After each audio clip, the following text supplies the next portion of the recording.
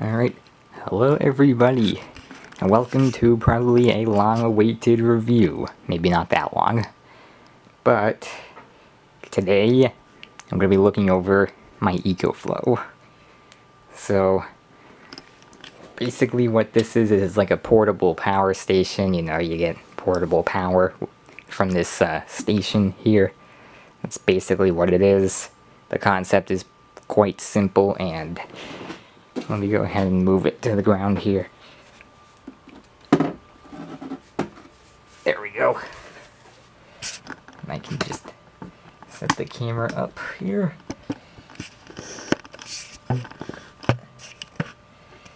And there you go. That ought to do. That way, you know, I don't have to handhold footage style this, all the video. Okay, so, yeah. This particular model is the River 2 Max, which is 499 watt hours and can output 500 watts continuous and a maximum of 1000 with X-Boost technology. If I go get my phone real quick.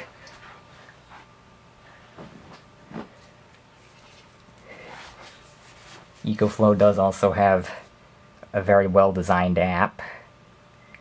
So I'm going to go ahead and open that. As you can see, it's starting up, and you can actually keep track of your EcoFlow devices through this app. So you can see right now I've connected to the River 2 Max right here, which it can correctly identify.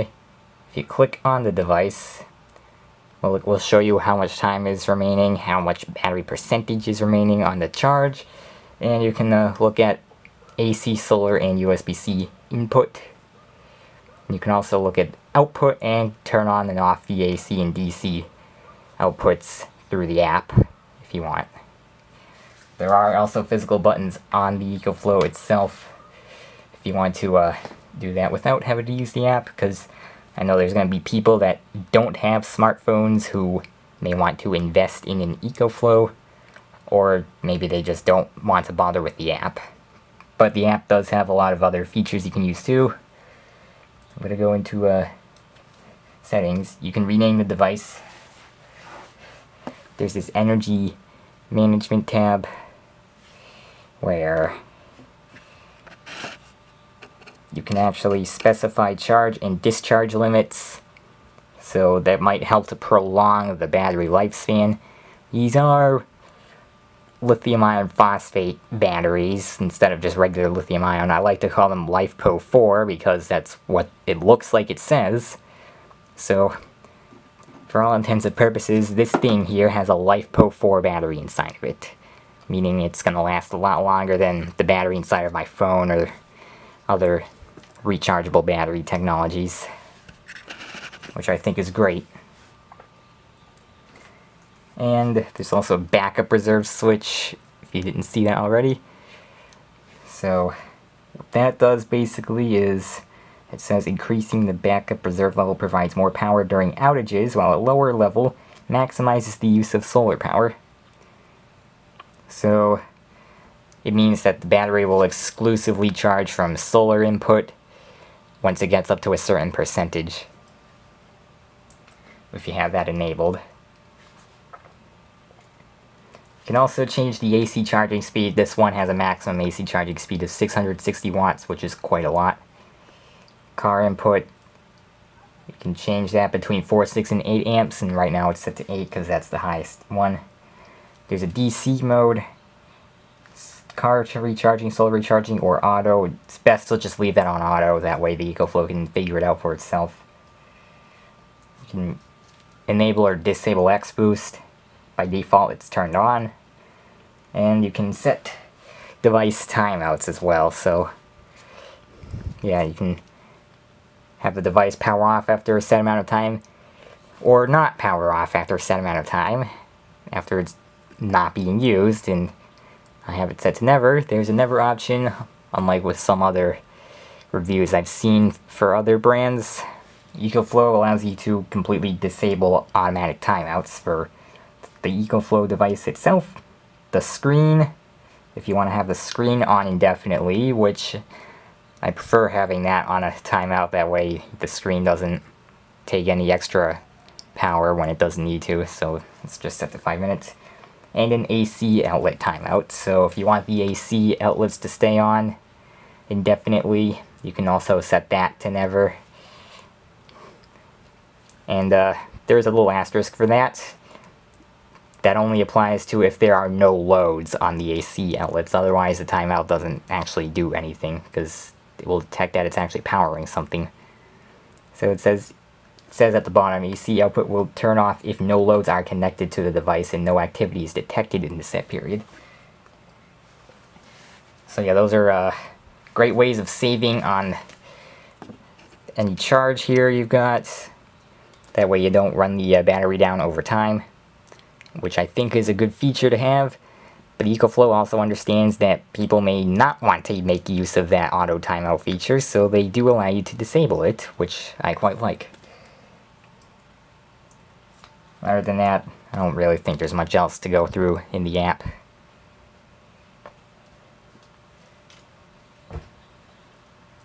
So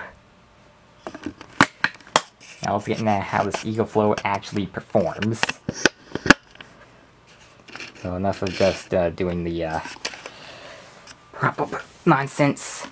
Let's go ahead and get this back on a raised surface there, so I can do a few tests.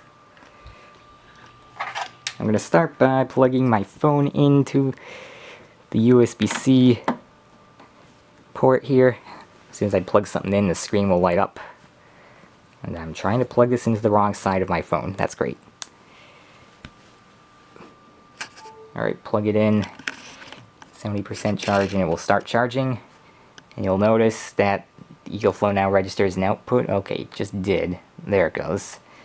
And as the output fluctuates, it will recalculate how long it's going to last. So now it's saying 35 hours.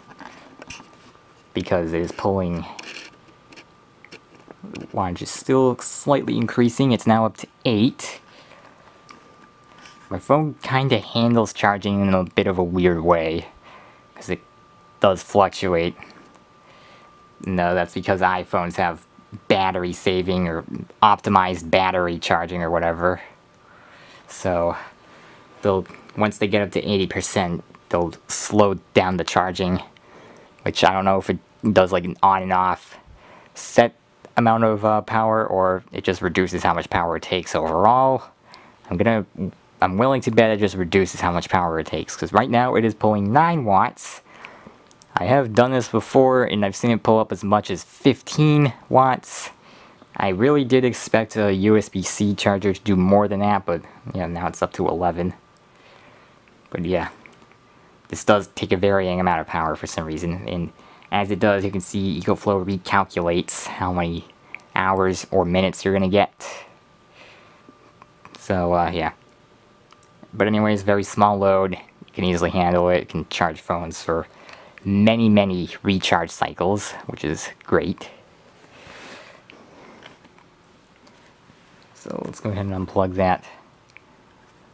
And you'll also see it will light up on the screen here what kind of outputs you're using. So it's got USB-C lit up there. If I unplug my USB-C charger, that goes away. You can see it's now recalculating. It's going to go back up to 99 since there's no load. Next up, I'm going to go ahead and do a comparative test with these guys, the AC outlets. So I got a watt meter here, and basically what I can do is I'll plug this into a regular outlet, and because these outlets have the ground prong facing up, you're gonna have to read it upside down, but whatever. So I'm gonna go ahead and plug this in here, and right now it is saying 118.5 volts coming out of grid AC. It's going to be kind of hard to see there. But yeah, that is upside down, but it does say, especially if I can rotate here, 118 Now, let's see. Frequency is a perfect 60 hertz there. And that is your regular city power. Let's go ahead and plug this into the EcoFlow's AC outlets. So I'm gonna go ahead and turn these on and plug this in. Alright, now with the EcoFlow's AC outlets turned on, you can see the little icon that shows up on the display there. That says, right there, it has an icon of the outlet and it says 60 hertz there. And we can actually see, if you look at the meter, it is reading 120.6/7 volts, which is actually slightly, it's actually better than what the grid is supplying right now. It's more close to what an optimal amount of voltage would be, which is 120. And frequency, once again, a perfect 60 hertz, because this has a pure sine inverter built into it, so you're always going to get a nice clean 60 hertz, and it's safe for your electronics. You can plug whatever you want into this thing, and nothing should go wrong. And that's great. And as for the accuracy of what the display says versus what amount of power is actually being pulled, this thing, the watt meter, is only $10, so I can't really question the accuracy of that. But if I were to, let's see, I'm gonna go ahead and just do my switch charger for no particular reasoning of my own, just because it's what I have and what I want to test with. Plug this in, plug it into the watt meter, and let's go to watt. Right now, obviously, no draw. My EcoFlow also says 0, because I haven't actually plugged anything into the other side of this yet.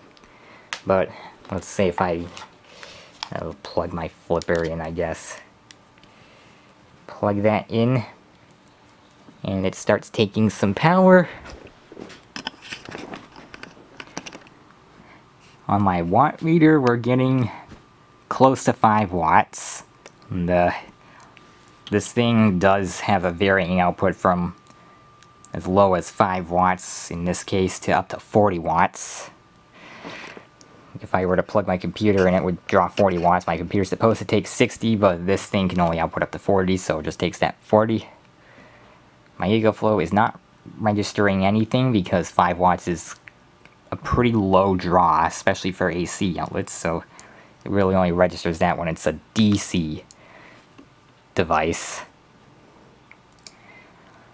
So let's go ahead and find something that will draw some more power than just 4.9 watts, like my computer. My computer's already been charging, so it might not take anything, but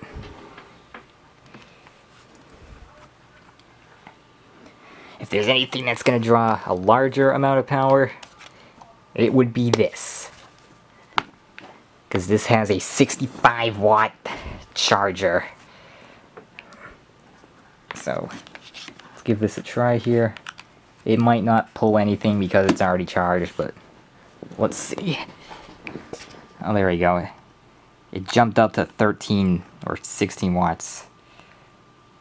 Alright, it's jumping around more, and the time estimate is changing, but I don't see the output changing. So yeah, it's not really gonna detect a small load that easily, but larger loads, it will do a pretty good job with detecting how much power it's taking. There, just jumped to 21 watts.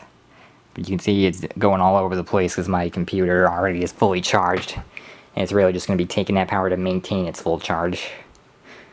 I need something that draws more power that isn't fully charged. I don't know what I have that'll do the job. Alright, I think I know. So I have a heated blanket, and it draws close to 200 watts. Right now it's plugged into the wall. If I were to unplug it, and then I'm gonna go ahead and test this. Let's see how my EcoFlow will handle that. The plug is polarized. I gotta make sure I plug it in the right way. So I'll plug it in here, and we'll see what happens. Good to know that it doesn't draw any idle power. Still 0 watts. Even though whenever it's plugged in, one of the buttons is always going to be glowing. But I guess it's good that it draws so little power that it's negligible according to both my watt meter and the EcoFlow. Now if I power it on, I'm going to put it on preheat, which will cost 185 watts or something. Well, that's what it said on the bottom, and yeah, I was right, around 185 watts. My EcoFlow is detecting 176 of those. The power draw is slowly decreasing. It peaked at 185, now it's starting to go down a little bit. And as you can see, with the charge that my EcoFlow still has, it'll run for another hour, at least. And the power draw is decreasing. I do feel the blanket heating up, so I'm not going to leave it on that long. But yeah, this is a little more of a high power load than I have, that the EcoFlow can handle easily still, because it's only close to 200 watts and it can handle up to 500 continuous. And this can actually help to keep me warm during a winter power outage, which is good. So at least I have one technical heating option here. So it's good to know that it can handle this. Of course, it's not going to handle it for very long, because with only 499 watt hours, it's going to, even on a full charge, last only like 2 hours with the amount of power that this draws on the highest setting.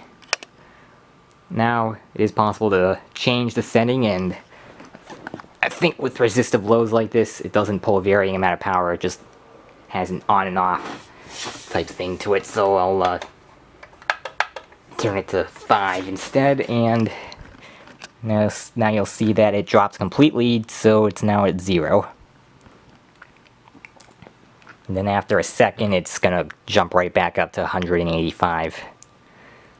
Yeah, that's what my other blanket back home does. And by home, I mean my hometown, not here, because this technically also is home. It's a university apartment, but it's what resistive loads tend to do if you have multiple settings, unless it's a heater, which then it just has multiple power draw settings. But something like this, or an oven outlet or element, if you put it on a lower setting than the highest setting, which would have continuous draw of whatever it's rated for, then it's going to still draw that amount of power, but it's going to be on and off. See, now it just jumped up to whatever again. Very briefly, yeah, there you go. Jumped up to 100 something watts, 170 something, 176 I just saw, and it's spiking up there temporarily and then dropping right back to 0. And my EcoFlow is telling me the exact same information. It's flashing 166 for a second or two and then going right back to 0. And that, unfortunately, is going to give an inaccurate time estimate, because my EcoFlow is going to continually recalculate it. It's now between 3 hours, 5 hours.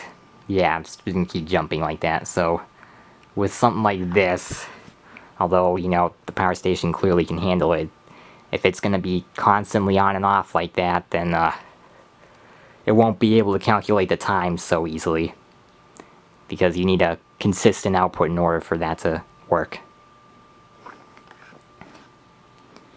And you can see that it'll be at max output, whatever it's rated for a few seconds, then back to 0 for a few seconds, and this is on setting 5 out of 10. So it's going to be about 50-50 for each of those cycles.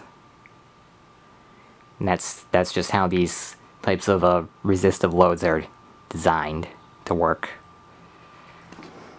But yeah, that is how my EcoFlow is able to handle it, and the output calculation that it has on its screen is relatively accurate. A little bit lower than what the actual draw is, but pretty good, I would say. And yes, it can handle my heated blanket, and this is the more powerful of the two as well.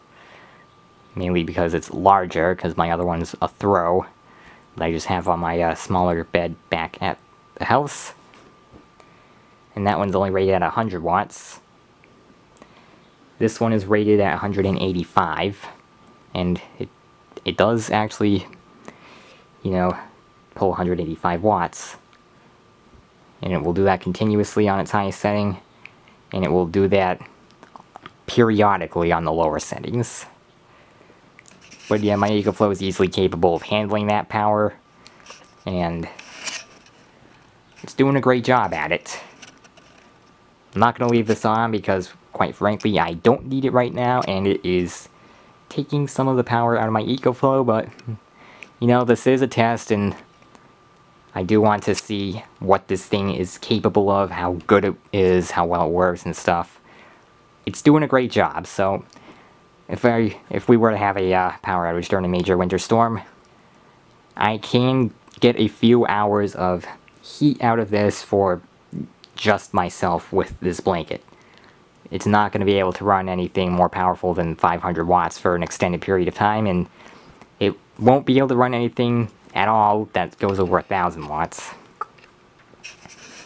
And it does have overload protection, so if you do have a higher power draw than you should, it will shut itself off on overload and, you know, protect itself.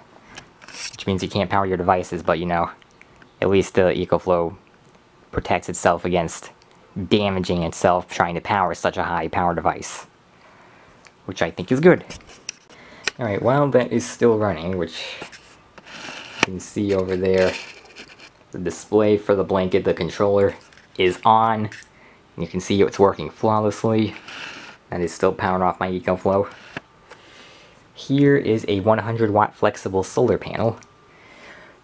Now I do have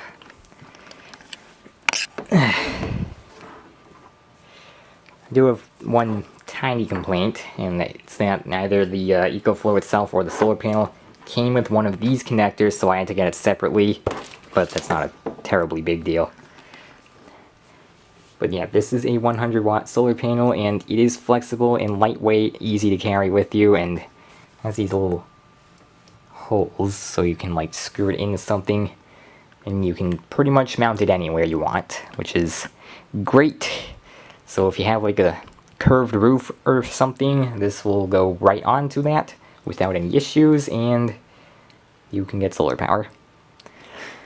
So yeah, something like this is great for long-term power outages, because you can get some sun during the day and recharge your power station.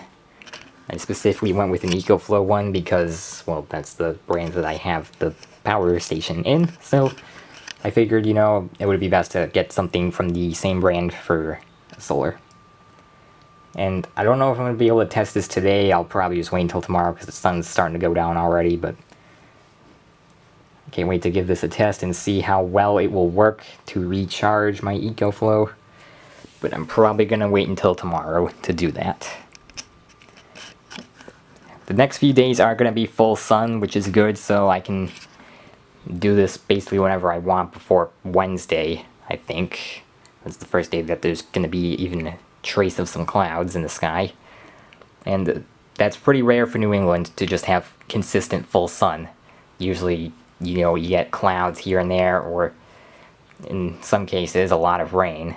But we're getting unusually dry conditions to end off October, as far as the weather service has said. I don't know how long that's going to last, but we're just more than halfway through October, and it's expected to be completely dry for the next week and a half. So, yeah, as unusual as that is great for solar recharging. So, I'm going to probably be giving this a test tomorrow. I'm just gonna go out somewhere open and set this up and see how much power I can make off of the solar panel. And that will really test how well a solar setup like this will do, especially in an extended power outage. It's great if you can have a power station that is capable of powering even the most sensitive of electronics that you may depend on, but it's even better if you can get that energy from a renewable source like sunlight, which will prolong how much backup power you have as well, because you can just, you know, go get that energy yourself by just going out in the sun and letting the solar panel do its thing. So I'll be testing that tomorrow, I suppose, and that's all I've got for right now. I'll see you tomorrow. That'll still be in this same video, but yeah. This thing works great, and I guess I forgot to go over a few other particulars.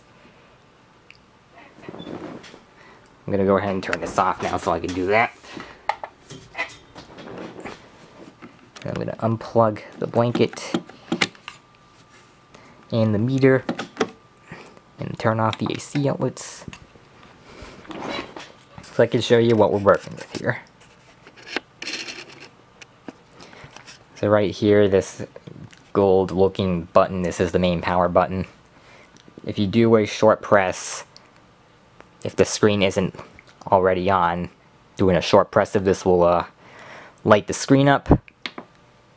And another short press while the screen is lit will turn the screen off.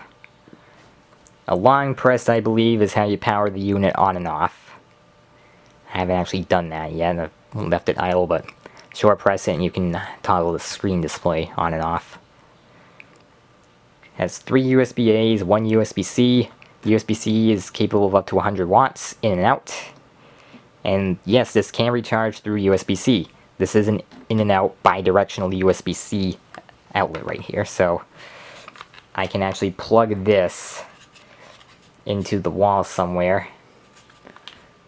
Let's just go ahead and plug it back in where I had it plugged in, I guess. I just want to show you this. I'm gonna move this chair out.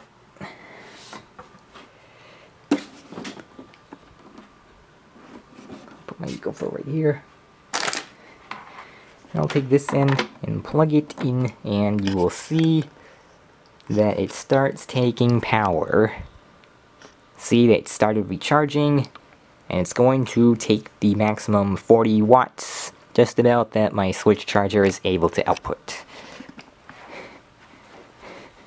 And the actual brick that plugs into the wall gets pretty dang hot when it's doing that. But it is capable of doing 40 watts. But yeah, you can see that it does allow power to go in through the USB-C port along with out of the USB-C port, which I'm quite a fan of. So it gives you more options to recharge it, and this is a more low power solution to recharge it to, in case you don't want to take a large amount of power from the AC outlet. You can just use one of these and it'll still recharge. It'll just take a little less power, so you can it'll take longer, but it won't be as big of a draw. You also have a cigarette lighter outlet here. I'm gonna pop this thing off. But yeah, there you go. You can plug 12-volt things that would plug into your car's cigarette lighter outlets into this. And there's 2 DC barrel jacks. And of course, 4 AC outlets on the front. 2 have ground prongs and 2 do not. On the back, we have the AC charging input, which can take 100 to 120 volts up to 660 watts, and the XT60 port where you plug the solar panel or this cable into, because it can also recharge off of a cigarette lighter outlet, which is nice. Anyways, I'll see you tomorrow for the solar panel test. Okay, it's the next day, and it's quite bright out here. I can barely see my camera screen, so I'm just gonna hope that this is in focus, because kind of hard to judge. It is 3:18 p.m. right now, and I have full sun at the moment. Conveniently, I was able to find a spot with full sunlight right beside my building, which is great. So I was able to just go ahead and jerry-rig a setup right here, and I am now getting solar power. Panel is almost directly facing the sun. I could definitely angle it a little more that way, but you can see, I'm gonna get down here. I'm getting 86 watts out of the panel right now, so it's working pretty well. And that is because this is rated at 100 watts. That is 86% of its rating, which is fairly good, all things considered. I can't step in front of it because that would reduce how much power I'm getting, and there's bugs crawling on it, and I would like to shoo off, but if I want to get to the other side, I gotta walk behind it to avoid anything going wrong here.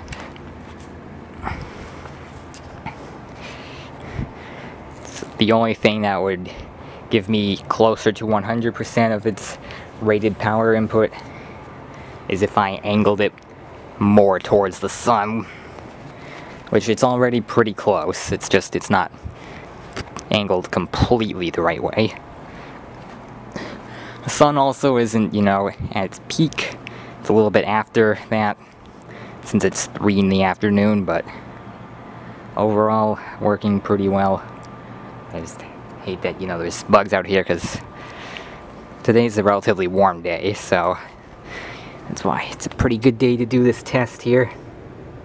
And yeah, it is going to fluctuate a little bit. There are some variances, and as the sun goes further down, I'm going to be making less power, but it works. That's the main thing. And when I'm done doing this test and getting some solar energy here, I can just hop right back inside. I had to walk all the way down 4 flights of stairs to make it out this door as quickly as I could.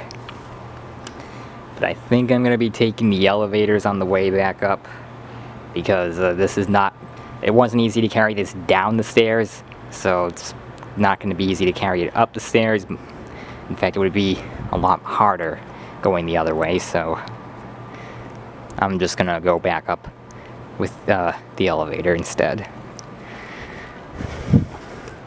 But I'm glad to report that the solar setup does work.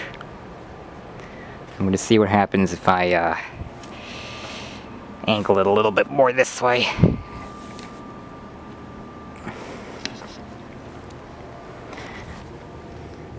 It didn't really do much. Still in the 80s there. But that's pretty close to the 100 watt rating, which I think is good enough for me. Because from where the battery is right now, it's at 72%. It says that it'll take just 1 hour to completely charge it. And since this is like 499 watt hours, if we take 83 watts, then that will take just over 5 hours to completely charge, maybe like 5.5, I guess. And oh, yeah, the wind is gonna be the wind is going to not be helpful either, because it can blow the thing over, and when that happens I have to prop it back up. I'm gonna move this here. There we go, that's better. Yeah, this isn't exactly a rigid panel. I got a flexible one, so that would be easier to carry and to angle and stuff.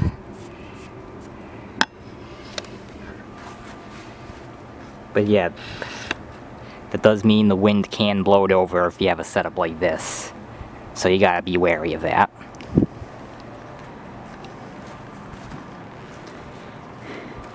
But it is pretty lightweight, easy to carry, although it doesn't fold up. So, yeah. It'll make it good for emergencies. But as I was saying before it fell over because of the wind, even on a winter day, if you leave this out in the sunlight for as much time as you'll get the sun, from like 11 a.m. or noon until the sun sets, you can get nearly a full charge out of it, even in the winter. Obviously in the summer it's a lot better, well, considering, you know, that I'm not very close to the equator here, but with the longer daylight hours, you can easily get a full charge in a single day. But even with the short winter daylight hours, can get pretty close, which is good. Of course, factors may vary. You could have a more powerful solar panel than this. This is a 100 watt panel, which is the lowest rating that EcoFlow offers, in fact. And my power station is only 500 watt hours, just about. And there might be people that have the Delta 2 or the Delta 3 or something that has at least double that capacity.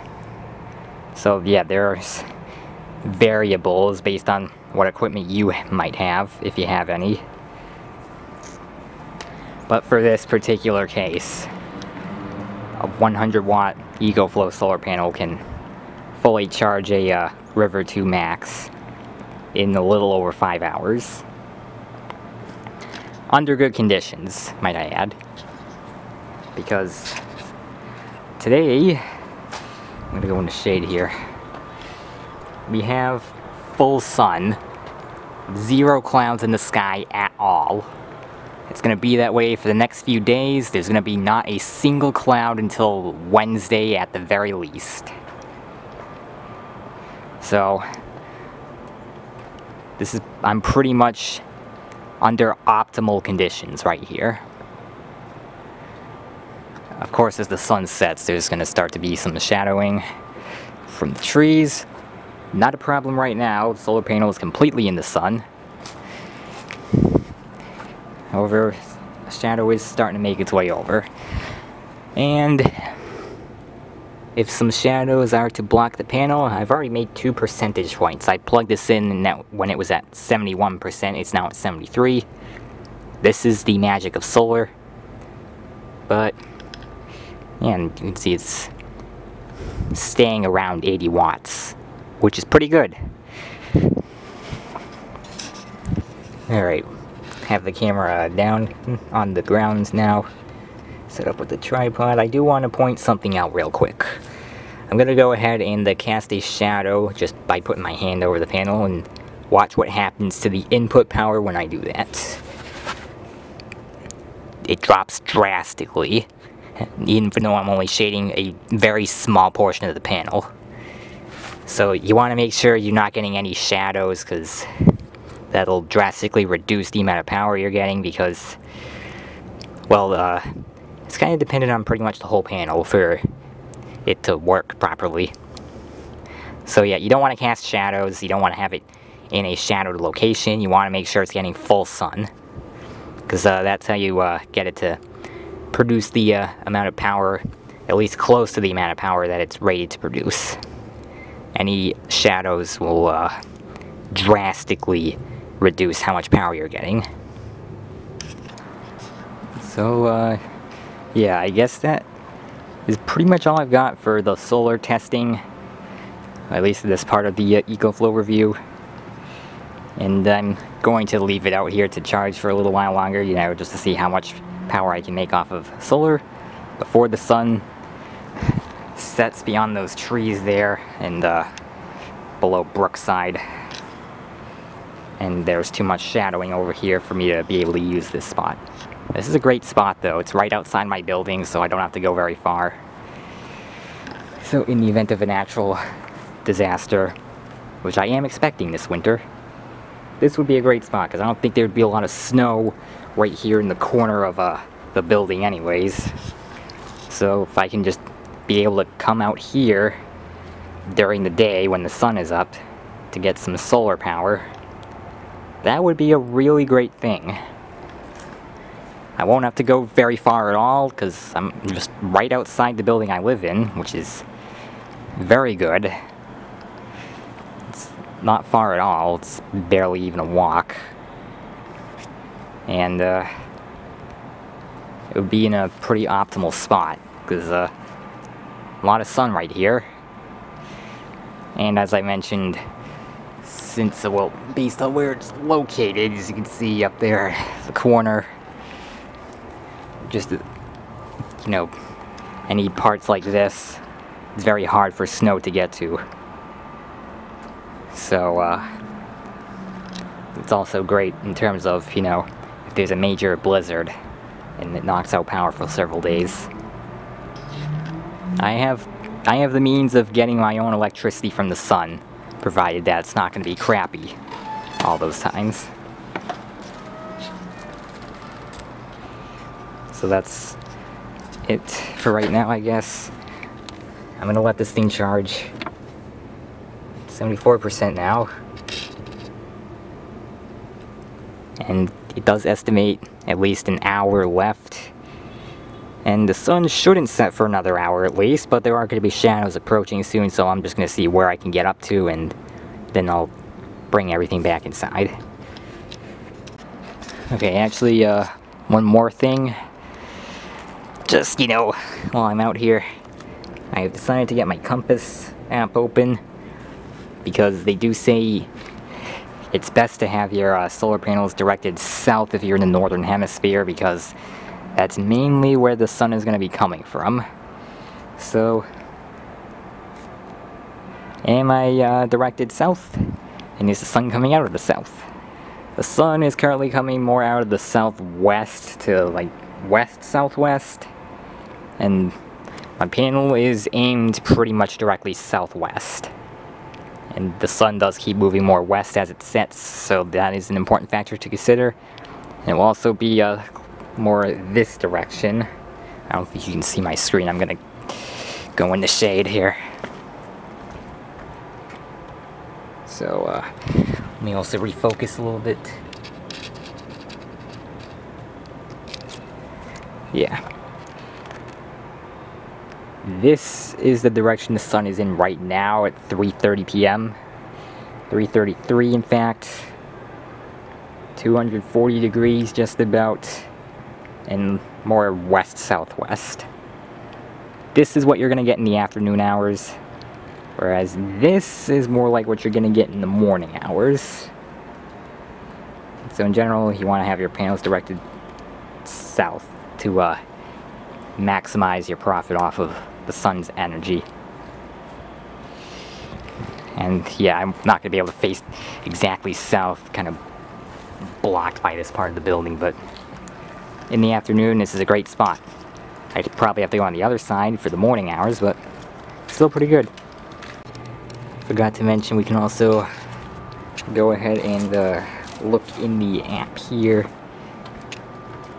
So if I go to my River 2 Max, I can actually see once it connects that it is getting 80 watts off of solar and it's charging, and it actually gives me the hours and minutes in the app. 1 hour 27 minutes with the 80 watts I'm getting from solar. There's a bug on my arm. Yeah, there's still bugs flying about even though we're halfway through October, because we're getting another, basically a second coming of summer. That's what I like to call it, because we're going to be in the mid-70s for a few days. And this is coming out of a cold wave where it was getting pretty close to freezing at night. So yeah, that's New England weather for you. It, you know, changes quite rapidly. You know, a few days in advance you're going to be getting near freezing or below freezing potentially. And then a few days after that, you're going to be back up in the 70s. It's not to say that can't happen anywhere else in the world, but it happens a lot here, so yeah. But the app will show you how much you're getting off of solar, how much time to the exact minute it will take to recharge. And yeah, you can view it remotely without having to look at your EcoFlow itself. since I have mine behind the solar panel right there. And this will work as long as you're in Bluetooth range or your EcoFlow is connected to Wi-Fi, which mine is not. Because I don't feel that that's necessary, since I'm probably always going to be in Bluetooth range whenever using it. So, yeah. That's just about what I've got for this part of the video. Solar test passed.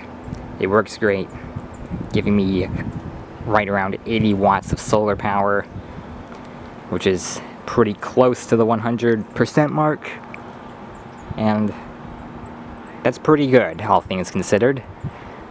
In a perfect world, it would be able to give me 100 watts, but this isn't a perfect world. There are some confounding factors, so I'll take the 80 watts. That's pretty good still. But yeah, that's all for right now, and I'll see you later to conclude on everything. Okay, so I'm back inside now, and I can give some conclusive thoughts on my EcoFlow, the River 2 Max, and the solar panel that I got for it. So, in the 30 minutes that I was outside giving it some solar energy, I got it up from 71 to 77%, which is, well, it was only half an hour, but I guess that's not too bad. You know, 80 watts, and when I saw the output was beginning to drop, I decided, alright, let's call it quits and head back inside. So, yeah, that's what I did. But the solar panel was great, you know. Getting 80 watts is still pretty good, even though it's not 100, but that's still 80% of what you can get out of the solar panel. And it's also provided the conditions weren't exactly optimal, but they were pretty good conditions. I mean, I was aiming it almost directly at the sun, there were no shadows or anything. Perfectly sunny day, no clouds in the sky. All things considered, you know, the sun wasn't directly beaming on it, but pretty good. So, yeah. It'll give me some electricity from the sun if need be during extended power outages, which is always a good thing. And it's a good thing regardless because it's clean energy and you're not going to be harming the environment in any way whatsoever. You're getting it from the sun. You're harnessing the sun's energy that would otherwise go completely unused, and you're turning it into electricity. I am always an advocate for that. That is a great thing to do, because you can get your own electricity, you won't have to rely on the grid, and that'll save you money in the long run, having a solar system. Even if it's an EcoFlow solar system and not a grid-tied solar system, which I think an EcoFlow solar system would actually be better because grid-tied solar systems shut down when the power goes out, so you kind of are screwed either way. But an EcoFlow solar system, which is independent of the grid, will give you electricity when the grid cannot provide it to you. And even when the grid can provide it to you, you can choose to use your solar electricity instead and save a lot of money on your electric bill. So that's a really great thing. Now, this is a small portable setup. It's a 100-watt panel and a portable power station that's only 500 watt-hours. So it's really only meant for emergencies in my case, but it's still great to have. And overall, all things considered, it works pretty well. I haven't been able to test this part of it, you know, the DC jacks and the cigarette lighter, because I don't really have anything that makes use of those. So I can't really judge how well the DC jacks work. But I can judge the USB ports and the AC outlets, because most people have stuff that's either USB or AC powered. And those work great. The inverter is pure sine, as I mentioned, and outputs a perfect 60 Hertz and right around 120 volts, plus or minus maybe up to 1. And that is great. It is in fact more stable even than grid power is. So perfectly safe for any sensitive electronics. And with like 5-6 hours of sunlight, you can recharge the battery from 0 to 100 in a single day here with the 100-watt panel. Or if you opt for a more powerful panel, those are an option as well. This can actually accept up to 220 watts of solar input, so you can also get two 100 watt panels to have 200 watts of solar input if you know how to wire them up properly. Or you can get a bigger panel, like a 160 watt panel, and you'll get more energy in less time. But yeah, EcoFlow here works great. It's gonna be wonderful and hopefully will last a very long time, as it claims, up to 10 years. So, looking very forward to having this as a solution for when I next have to suffer through another Winter Storm Riley or Winter Storm Nemo or Great Nor'easter of 2021 or any of those types of storms. This thing will come in great help here. It'll help me a lot when I have another case like that, and I'm glad that it lives up to its name. It is an EcoFlow, after all, and it does give me free electricity with the solar panel, of course. If you get just a power station, then it's only going to be as good as like a backup battery, and you only get backup power until the battery dies. So really the only way to get true off-grid power is you gotta get a solar panel with it too. However, I'm glad to say this is definitely something I would recommend, especially if you live in New England or somewhere else that gets battered by storms like the Southeast. I've seen North Carolina still hasn't fully recovered from Helene, and that was over 3 weeks ago. So yeah, they definitely could use some of these EcoFlow systems down there.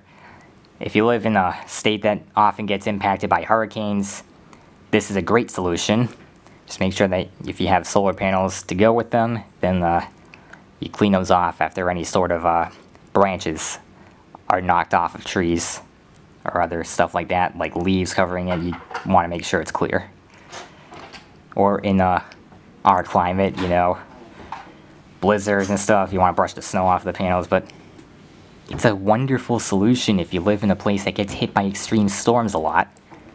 Highly recommend. Great product, both the power station and the solar panel, which is actually back there.